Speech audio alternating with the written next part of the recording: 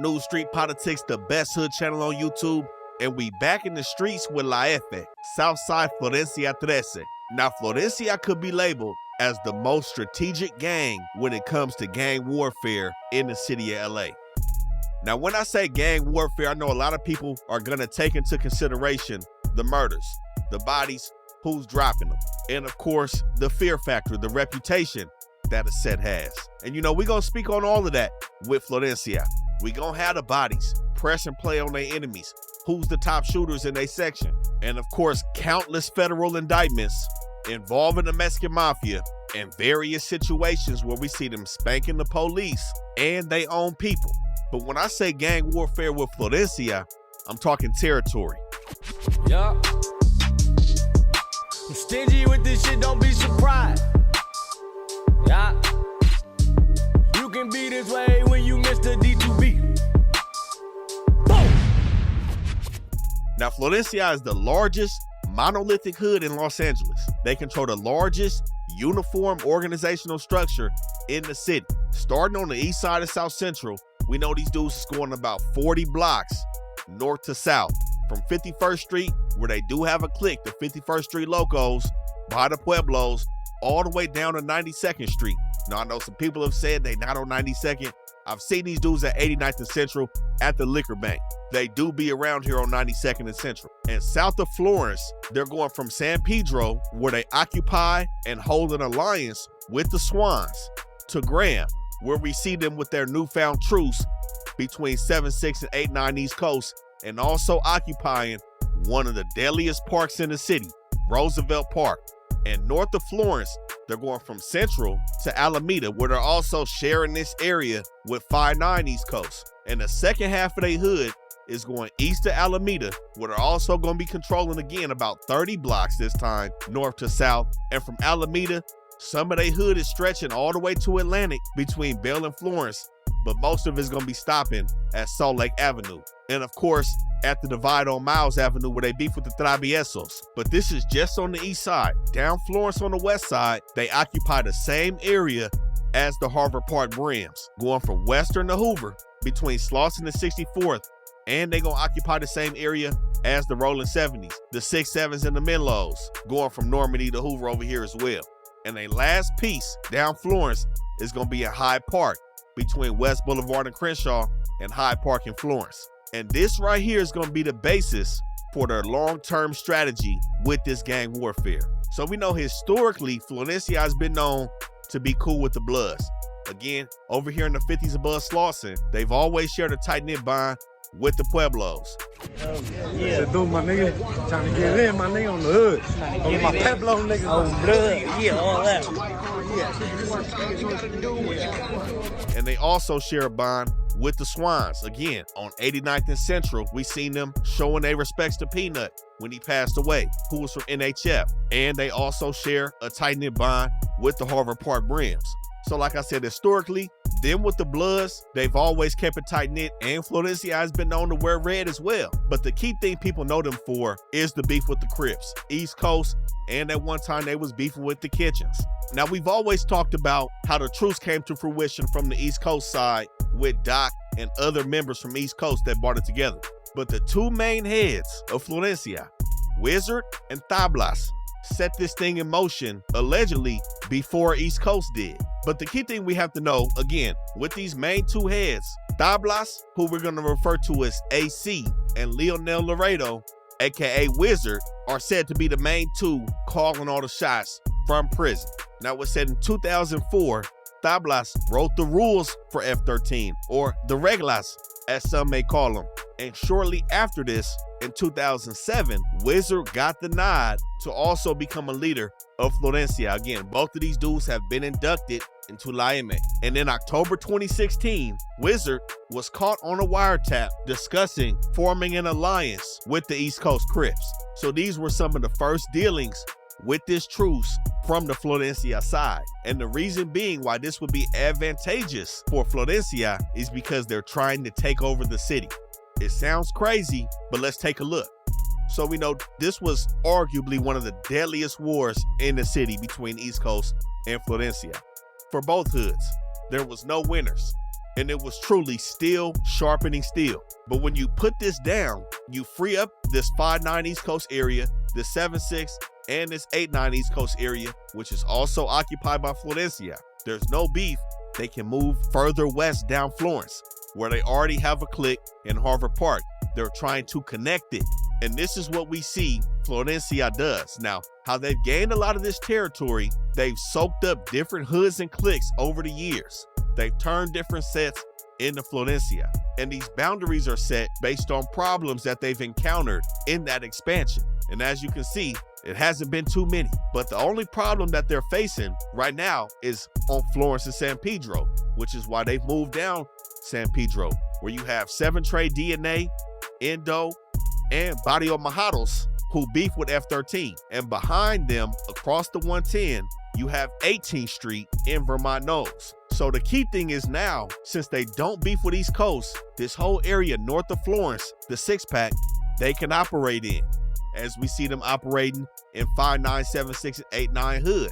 This is not a weakness move from East Coast either, because as we gonna detail, both sides felt the pressure and both sides was getting cracking. This is only advantageous when talking gang warfare for East Coast and Florence, who are both jockeying for territory with their enemies. Now, since there's no beef with the 6-pack, Florencia is trying to bleed past San Pedro to connect the East Side South Central hood to the Harvard Park hood. But their main point of contention over here is gonna be Barrio Malditos and Barrio 18th Street. And the key thing we also have to notice, Florencia is known to have more black alliances and black relations than Southside relations. A lot of Southside hoods are known for this. And even though Barrio Malditos is cool with 84 Main Street over here, Barrio Malditos is still in the bind because they also beef with 18th Street west of the 110 from them. So they have Florencia on San Pedro, 18th Street just across the freeway. This is a squeeze, but this is what Florencia is trying to do to connect to the Harvard Park section. Now, once they get to the Harvard Park section, it honestly could result in one of, I would say, 3 things. If they successfully get here, they're gonna want to expand Hyde Park. Hyde Park, their main point of contention is with Inglewood 13. So I feel like they're content right now with staying on West Boulevard. They want to take their Hyde Park set east and connect it to the Harvard Park section. But to do that, they would have to occupy past Crenshaw deeper into the 6-0s and the north side 8 trays. So the one thing that can happen, kind of what's already transpiring, the 6-0s and the 8 trays, not necessarily tripping now. Florencia is not in the 8 trays right now. And this area on Florence and Western and Florence and Normandy are some very hot spots between the Menlos, the Brims, the 8 trays, and the 6-0s. So I don't know if Florence occupying this area really puts anybody in a bind. You know, it really may be like, damn, they hitting up heavy over here, because that's what Florencia do. They strike it up all the way to let you know they in their section. So it really could go off without a hitch, connecting Hyde Park to Harvard Park. Or they could start beefing with the 6-0s to take their Hyde Park to Western, and we can see the Harvard Park section bleed into the north side 80s to Western, based on them now having a common enemy in the 6-0s. Or it could be vice versa. If Harvard Park moved down Western into the north side 80s and the 8 trays not feeling that, that could spark a situation and a Hyde Park clique could start bleeding closer to Western, forming somewhat of an alliance with the 6-0. So it's very plain to see what's going on and why the truce between Florencia and East Coast was necessary. And it doesn't exactly spell out any new wars in the city. Get your broke ass around. Handouts ain't giving none. Y'all hustle lousy. Change up like Vivian. All out of fucks. Nah, I ain't giving none. Baby ain't bout her shit. Then she ain't getting none. Mamas, And I would say there's 3 things that are somewhat working against Florencia that's low-key holding them back from executing this plan. Number 1, we know the feds. And this is in response to some people in the comments. When we did the MS-13 video, we talked about MS-13 and how they get down. I seen somebody said MS-13 is a regular hood in LA. And I'm sure some people are gonna say certain things about F13. But most Sureño hoods, especially the big ones, we talking 18th Street, MS-13, PBS Rabbit Gang, and Florencia, as well as some others, They go through these federal indictment periods about every 3 to 4 years. And this is pivotal. We've seen a lot of these indictments happening really in the early 2000s. A lot of these hoods have been hit with about 4 or 5 indictments, taking a lot of members, a lot of leadership, a lot of generals off the street. So this is why some hoods may not look a certain way. Like I said, somebody said MS-13 is a regular gang. Well, just imagine, they have 5 indictments since 2013, and the same goes for Florencia. So this is one thing that's kind of hindering them in their plan. A new indictment just came out, which we're gonna get into. The second thing is their enemies. So as you can see, west of Florence and east of Florence, they run into 18th Street. When you get over here in this Bell, Huntington Park area, the Traviesos are controlling a little bit of an area right now. They're not a large set, but there's multiple different 18th Street hoods over here that they for sure are beefing with. Of course, Cuddahay Tres is also beefing with 18 and Florencia, and Crazy Ass Mexican, shout out PK, is also beefing with Florencia over here. And we did a video on this section and on the East Side South Central section. Check that East Side South Central and the Huntington Park Cuddahay Maywood video out. We break down all the other hoods that's over here. But as you see, where Florencia stops, the beef begins. On Florence and the 110, 18th Street is right here. And then they Harvard Park section right across Slauson, that's 18th Street as well. And then going across Slauson on the east side, they beefing with the Playboys. And again, Barrio Malditos is right there. Past 92nd is really somewhere where I do not see them going at all, because Florencia has a no Watts type thing. They beefing with every Sureño hood in Watts. I've seen them give a pass to Watts Bloods, so I can't say they beefing with every Watts hood. I really think it's just all Watts Sureños. Primarily Mortontown, who's actually above Firestone but still claim Watts. Watts Barrio Great, Southside Watts, and Azatlan 13 over here between the Dow and Florence. So this is definitely an area that's problematic for them going that way. But the third thing, which I see is extremely prevalent in a lot of Southside hoods, internal beef. I would say that's their strongest factor right now, the internal beef that be cracking in their own hood. So Florencia, like many other sets, they have a lot of moving pieces. You have Wizard and Tablas calling shots. You also have presidents and vice presidents of these cliques. We know it's about 20 different F13 cliques with a little bit over 2,000 members in F13. And everybody has to follow the rules. We know there's casitas, homies gotta sell dope. It's a lot going on within these hoods. But one of their main tasks that we see is them getting down on their homies that's not following the program properly. 37 people associated with the South LA Florencia 13 have been arrested following raids on 30 homes early this morning. Authorities say they funded the gang through armed robberies, extortion, and the sale of illegal drugs, including fentanyl, methamphetamine, and heroin. They're also accused in murders and assaults. So this indictment that just dropped came out in 2023. Superseding indictment came out last year, July 31st, 2024.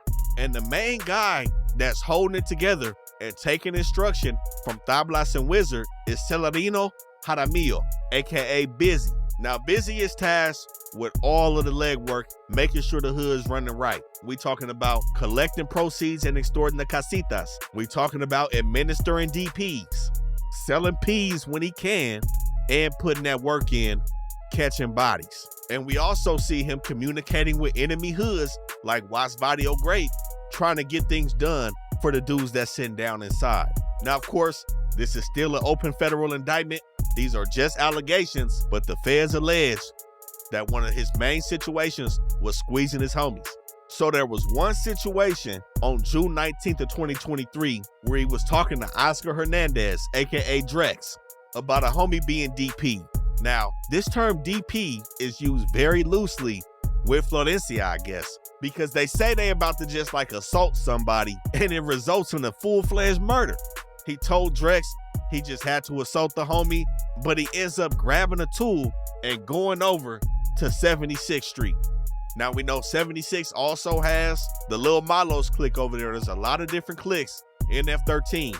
But on this day, they laid down one of their homies, Richard Amato, again, also a Florencia member, for not following the rules. Now after this murder, Bizzy wanted to induct Drex into the Jokers Clique. And like I said, there's a lot of cliques, a lot of infamous cliques. We know the Jokers, extremely infamous. Bear Street, Huntington Park, infamous. We know the Midnight Street Boys, like I said, Los Malos, 8-5 Block, very active. Home Street, the Gangsters. It's a lot of different cliques in F13. And Bizzy being from Jokers, which is a high power clique, he wanted to put Drex in because he said Drex passed the test with flying colors. And again, the test was another Florencia member. Bizzy went on to say he also put on some performances with Psycho and Bulldog. And he said them dudes didn't even pass with flying colors. So he had to put Drex onto this Jokers clique. And so it was done. But 5 days after this situation, Bizzy is on the phone with another high-ranking member of Florencia named Hugo Pineda, aka Menace. Apparently there was a situation with dudes from that 5'9 Malditos clique were disrespectful to the Locos clique. Again, both cliques are a part of Florencia. Some disrespect went on. 5 days after they dropped Richard Amato, Bizzy goes over to 59th Street, knocks down a member of Florencia on their main block, a 21-year-old named Daniel Escobar. This is how they coming for disrespect, not following the rules, and showing your ass against the program. I got this money in a chokehold. I'm from a city full of cholos, gangbangers and po-pos. I'm making moolah, you a bro ho. And my name ring bells, bitch, in slow-mo. I'm rich and I don't know. I got my bitch in a... Now, right after this situation, he yanked somebody from the 64th Street clique out of their car, beat him so bad that he woke up in the hospital, and then hopped on the phone and told another member named Shorty that he was about to get smoked for an outstanding debt. They gave him multiple chances, and he was on his last leg. Now, again, Bizzy has to carry this stuff out. And this is the difference between some hoods that somewhat oppose leadership or are scared to say, I have a leader. A lot of these Southside hoods, I'm gonna just say it, all of them operate with this kind of leadership structure. Accountability. Am I justifying how far they go with holding somebody accountable?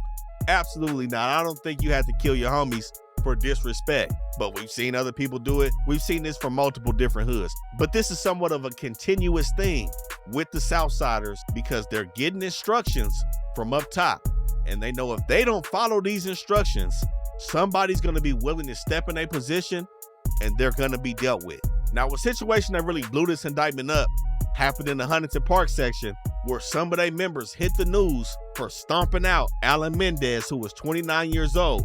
It said that creeper from Florencia stomped him out outside of a night spot, and then they hit him with a metal baseball bat. This was back in December 2022 on Florence, and this really blew everything up, like I said, because it was high profile. But with Bizzy taking orders from Wizard, those extortion proceeds from the casitas and the drug money had to be accumulated, and the piece was going to Wizard, and the feds alleged that Bizzy was also stacking money for them dudes that killed that LAPD officer, Fernando Arroyos, and those dudes were also from Florencia. We have a criminal street gang. It's been multi-generational. It's plagued that community. It's plagued the Newton area for decades, since I worked Newton in the mid-'80s. They're out, by our information that I've learned or understand to this point, committing street robberies for the furtherance of that gang. Now, that was the indictment that came out in 2022 as well. This murder happened January 2022, where Lil J, Gonzo, and Skinny Jack said that they was going around trying to make some money, where they ran up on an off-duty LAPD officer on 87th Street. Now, up until this point, between 2013 and 2022, like I said prior, there's been multiple federal indictments where over 50 members have been taken down between that 10-year time span. In this case, I don't know if it's because it was a police officer, but the feds also picked it up on him. Now, Lil J, who was from the Tiny Locos clique, Skinny Jack, aka Flacco, who was from the Midnight Street Boys, and Gonzo pulled up, and they seen Arroyos with his lady looking at a prospective house to buy. They jumped out, started snatching shit off of them, and it said that the off-duty officer pulled out, and the Florencias pulled out as well. Got into a small shootout where Arroyos ended up catching one and collapsing in the alley, and ended up losing his life over this situation. Now, the crazy thing is, when everything hit, the sheriff said they recognized these dudes because they had just pulled them over in the same car the night before. So it was already a wrap before it got cracking. And what's even crazier, everybody made statements. Lil J implicated himself and his girlfriend, and they put the Perkins, which is a confidential informant, in a cell with Flacco, and they also put the Perkins on Lil J girl, where she also admitted to previous robberies before this situation, and it was a wrap for these dudes for killing a police officer over here on 87. Now, shortly before this time, Wizard has been in the feds. He went down on an indictment in 2018. Again, another RICO, the same as this one in 2023. And right before everything hit, they moved him to a high security in Beaumont, Texas. But Tablas was and still is in state custody. He's never been federally indicted. And one would only believe is because Tablas has been sitting down since 1979. He went down for a homicide and was eligible for parole in 1999. He's the example of staying down for the cause, which is crazy. He could have went home probably a long time ago, but he's probably raised his hand. He's probably done a few different things to where it's somewhat of a life without parole situation. But his influence really showed when he wrote those rules in 2004 around this East Coast Crip and Florencia war.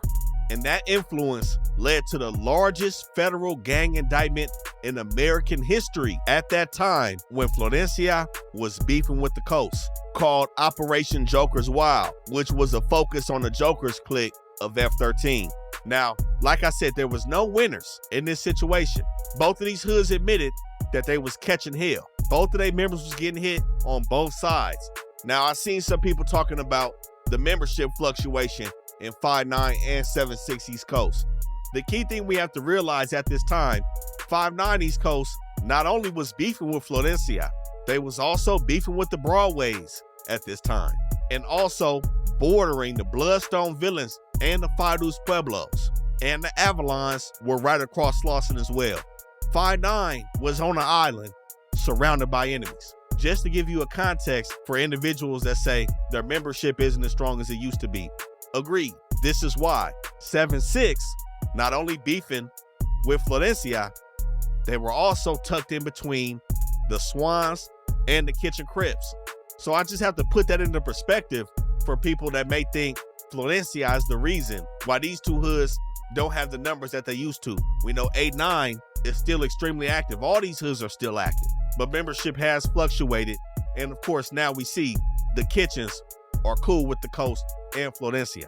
But in Operation Jokers Wild, we see Pelon. Now, not Baldacci. I believe Baldacci is Lil Pelon, but Pelon, Jesse Vasquez, lead defendant around this East Coast Crip war. Now, some of the main shooters that was spinning blocks looking to get cracking. We got Sugar or Cruiser, Lil Black, Lil Frank, and Frog. Them four dudes right there was frontlining the East Coast Crip war. And the paperwork in this indictment uses African American very loosely. You know, like I said previously, Florencia has been tight with a lot of black hoods. So some of the documents may look a little bit more racial than they actually are. You know, not to say there is no racism, I'm not going that far, but when it's up, it's up. And a lot of people get hung up on that 100 days, 100 nights situation. If you grew up in the city, you was out in 05, 06, 07, when they was talking about niggas couldn't wear them white tees and all that shit. I feel like that time was seemingly more dangerous in the city. Now, I know that's subjective. That depends on where you was at, what part of the city you was in. We know where the 100 days, 100 nights took place, but that shit in 05, 06 with the white tees, that was citywide. And that was due to this Florencia and East Coast Crip war. Now, a lot of calls came out about all sets of Florencia participating and actively shooting at East Coast, because all East Coast sets were actively shooting at Florencia. And again, this is when Tablas implemented a president and a vice president of each clique. And on August 17, 2004, the call came down from Tablas stating that there was 4 smaller street gangs that needed to join Florencia before January 1st, 2005, or they was gonna press play on their ass. This is what I was meaning by gang warfare strategies and expanding territory. They gave them 4 hoods the ultimatum and the timeline. But for Sugar, aka Cruiser, we seen him around 13 shootings in this war. and we see him calling shots, saying F13 must be united in shooting at rival gang members, and press leaders to let they homies know that they gotta commit shootings no matter what. We also seen Sugar administering DPs just like Bizzy. And when I say DPs, I mean the murder of their own homies, where somebody named J.I. had killed a younger homie, and they said the situation had to be taken care of swiftly, and they ended up killing J.I. We see Lil Frank spinning hella blocks, scoping out 78, 76, multiple times. He was involved in about 8 shootings. We seen Lil Black or Negro trying to get at 18th Streets that was riding through their hood, scoping out 89th, and even knocking on somebody's door, hoping they answer the door so he can shoot them in their doorway. Lil Black with about 7 shootings under his belt. Frog was out here cracking too, saying when he finished selling dope, he finna go look for the enemigas. And he with another 8 shootings under his belt. So this was a crazy war. We've seen Florencia saying too many of the homies is getting hit. Again, steel sharpening steel. And if a situation like this can come with a truce at the end of it, every situation can. But like I said, we broke down the incentives. There's gotta be some strategy behind it. There's gotta be some gang warfare and some strategic movements in positioning. A lot of hoods are lacking generals that are thinking about strategy opposed to murder.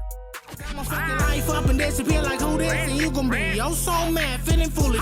Money in a chokehold. I'm from a city full of cholos, gang bangers and po-pos. I'm making moolah, you a bro hoe. And my name ring bells, bitch, in slow-mo. I'm rich and I don't know.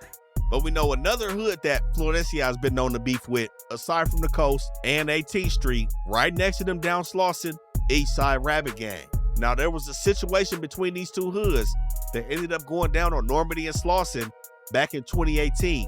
Now the crazy thing is, this is Florencia hood in Harvard Park, but across Slauson is 18th Street. But it said a female named Annette Naheda walked up with a bunch of people from F13 and banged on a female named Carla and her dude Enrique. And they banged on him while dissing the Playboys. So maybe they already knew where Enrique was from. Again, this is right down Slauson, but technically this would be the borderline between Florence and 18th Street. Either way, they came up dissing PBS and Annette just get off on the female. So she was charged up, made her homies have to get off on Enrique. So they getting off on Enrique, and the dude named Victor Rodriguez from Florencia pulled a blade out. Enrique ended up getting the best of him with the blade, got it in his control, and him and Carla took off to their whip. When they took off, the F13 members followed them to the car and was busting the windows out and trying to throw the glass in their face. Crazy enough, Enrique, who said he didn't bang, had pulled out a pistol and started letting off, sadly killing the female who jumped the whole situation off, Annette Naheda, on 59th and Normandy at that Happy Laundry.